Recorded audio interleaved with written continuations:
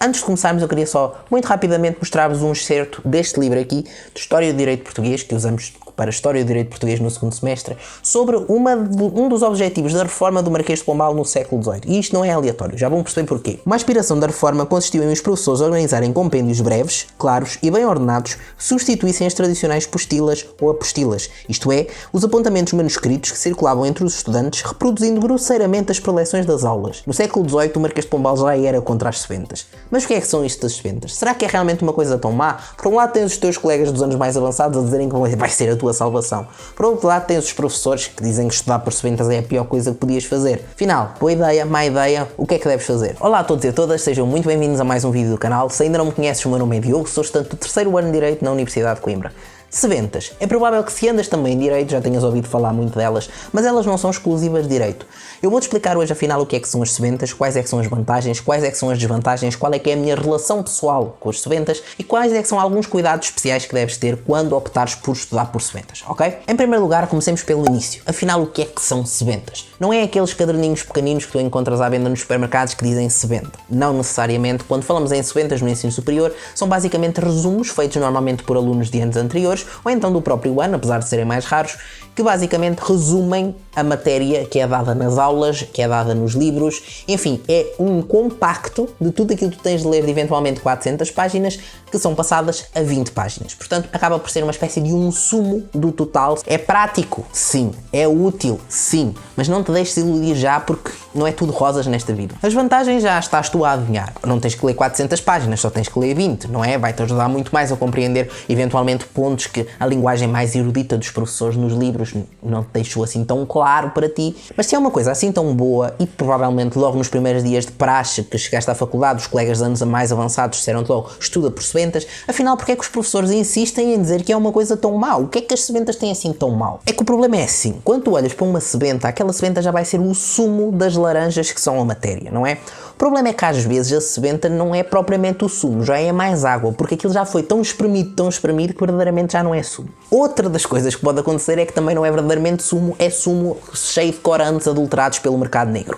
Vamos concretizar o que é que eu quero dizer com isto. Tu achas sinceramente que um livro de 400 páginas é possível de ser resumido em 20 páginas e ter lá tudo o que é preciso saber de uma matéria daquela cadeira? É certo que nós sabemos que muitas vezes os livros estão carregados da famosa palha, mas a verdade é que achas sinceramente que 380 páginas de um livro serão palha e só 20 páginas é que se aproveitarão como matéria?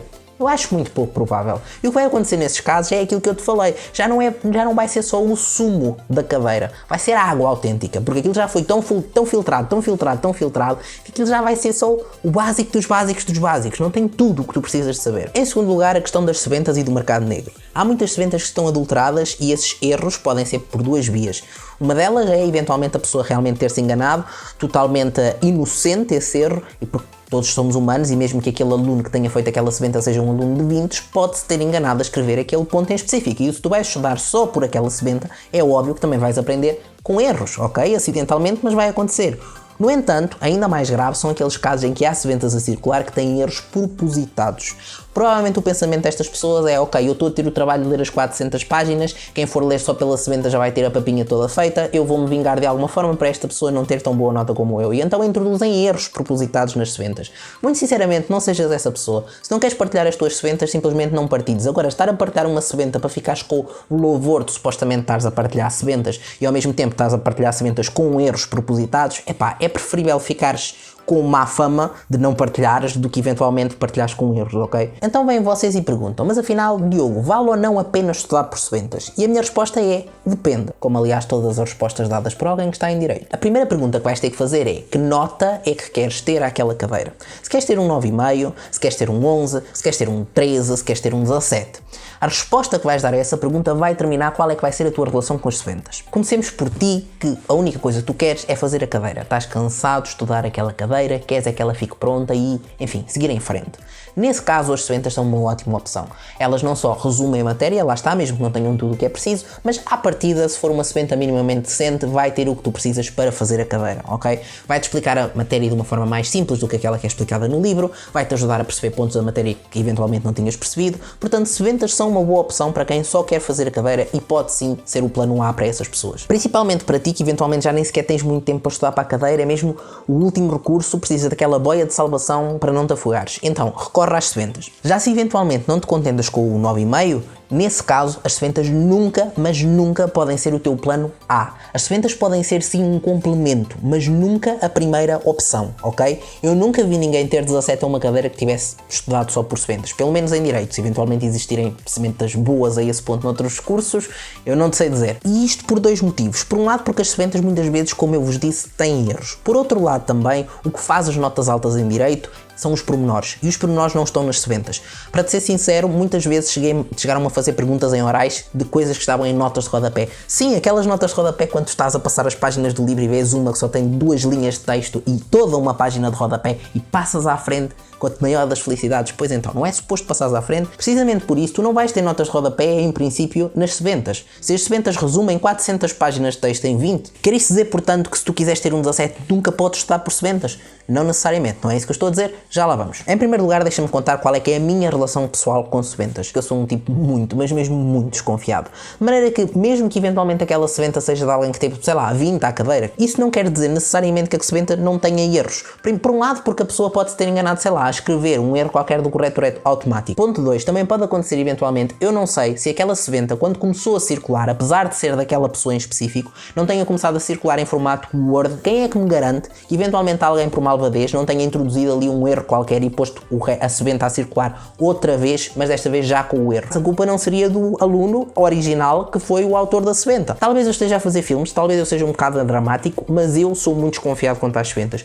Outra das coisas que me fez ser mais desconfiado é que, por exemplo, a minha seventa de História do Direito Luso-Brasileiro, que tinha 170 e tal páginas, o que é certo é que mesmo sendo uma seventa tão grande, o que acontece é que na oral o professor fez-me perguntas de coisas que não estavam na seventa, e a seventa tinha 170 páginas. Imagina se a seventa tivesse 20 páginas. Agora, como é óbvio, não é o facto de eu não estudar por seventas que faz com que tu também não devas estudar por seventas. O que eu quero é que tu percebas como é que deves usar as seventas. Porque a verdade é que eu conheço muitos alunos, que são alunos de 17, e que estudam por seventas. Apenas não estudam só por seventas. As seventas surgem como um complemento e não como a Bíblia inquestionável, ok? Funciona mais ou menos assim. Tu lês uma coisa no livro que não percebeste o que é que aquilo significa. Pois então, vais procurar uma seventa na esperança de que aquele colega tenha percebido aquilo que está no livro, ok? E a seventa explica um bocadinho melhor aquilo que tu ficaste com dúvidas. Mas passemos a alguns conselhos práticos relacionados com seventas, tais como encontrar seventas e como escolher a melhor seventa. Comecemos pelo fim. Como escolher as melhores seventas? O que eu te aconselho muito sinceramente a fazer é dar prioridade aos PowerPoints dos professores.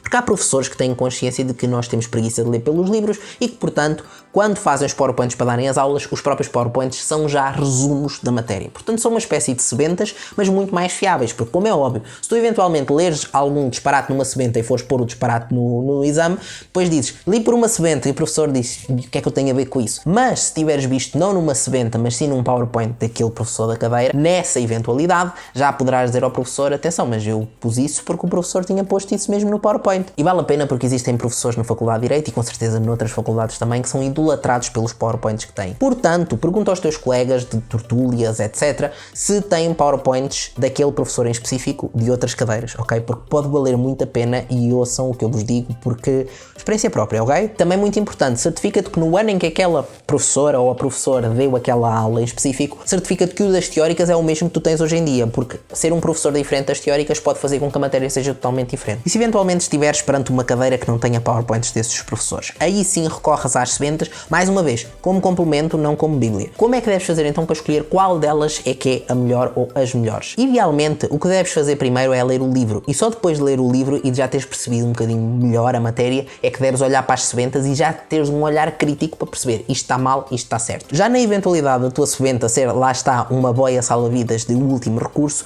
o que deves fazer é perguntar aos teus colegas que eventualmente já fizeram este processo quais é que são as seventas que eles acham mais fiáveis. Mas lá está, nenhuma seventa é 100% seguro. Mas de qualquer das maneiras, se for uma seventa, sei lá, de um aluno que toda a gente sabe que teve alta nota naquela cadeira, que os teus colegas já viram o manual e já viram que aquela seventa está correta. Agora, uma coisa mesmo muito importante, certifica-te quando vais ver uma seventa e estudar por uma seventa, aquela seventa está atualizada de acordo com o regime atual que estás a estudar na cadeira. Porque às vezes, como deves imaginar, há alterações legislativas que reformulam totalmente a forma como as coisas funcionam. E já te vou explicar exatamente como é que na prática tu deves deves ter as sebentas para estudares por elas, ok? Esse método concreto. Mas antes disso, onde é que as podes encontrar? O mais famoso método de encontrar sebentas é o boca em boca, ou seja, tu perguntas a um amigo teu, olha, tens sebentas para esta cadeira? Passa-te as sebentas, tu passas as que tens e enfim, vão tendo assim um espólio maior de sebentas. Em vez disso, também podes encontrar sebentas muitas vezes em reprografias, só que muitas vezes estão desatualizadas. Sebentas também podes encontrar online em certos sites como o Sudoku, mas eu vou deixar o link na descrição de qualquer das formas. Como é que podes saber se aquela semente é correta ou não? Tu nunca,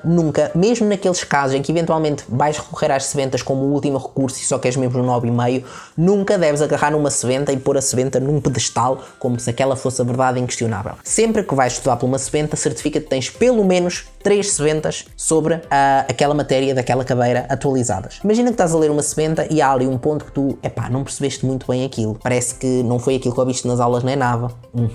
Vais ver uma segunda sementa. Ao ver a segunda sementa, chegas à conclusão de que aquele ponto da matéria é dita outra coisa totalmente diferente nessa segunda sementa. E tu ficas, ok, pronto, e agora qual das duas é que tem razão? A terceira sementa vai basicamente tirar as dúvidas se adotar a posição da primeira sementa ou da segunda. Enfim, claro que isto não é um método 100% certo, ok? Até porque podem estar as 3 sementas erradas. Nessa eventualidade, o que eu te aconselho a fazer, sinceramente, é enviar um e-mail ao professor e tirar a dúvida de uma vez. Para além de, enquanto estás a ler as 3 sementas, acabas por ir interiorizando um bocadinho melhor a matéria. Portanto, nunca tenhas uma só sementa se eventualmente optares por complementar os teus estudos com sementa. E era basicamente isto que eu tinha para dizer hoje. Espero que te tenha esclarecido. Se tiveres mais alguma dúvida, sente-te à vontade para deixar nos comentários ou para me mandares mensagem no Instagram. Terei todo o gosto em ajudar. Não te esqueças ainda de deixar o teu gosto, se gostaste. É muito importante mesmo para ajudar o vídeo a chegar a mais gente. E ainda de partilhar com amigos, especialmente se estiverem também no primeiro ano como tu. E já agora, subscrever o canal para ficares a par de outras novidades relacionadas com o mundo universitário, ok? E basicamente era isto para hoje. Até ao próximo vídeo. Fiquem bem.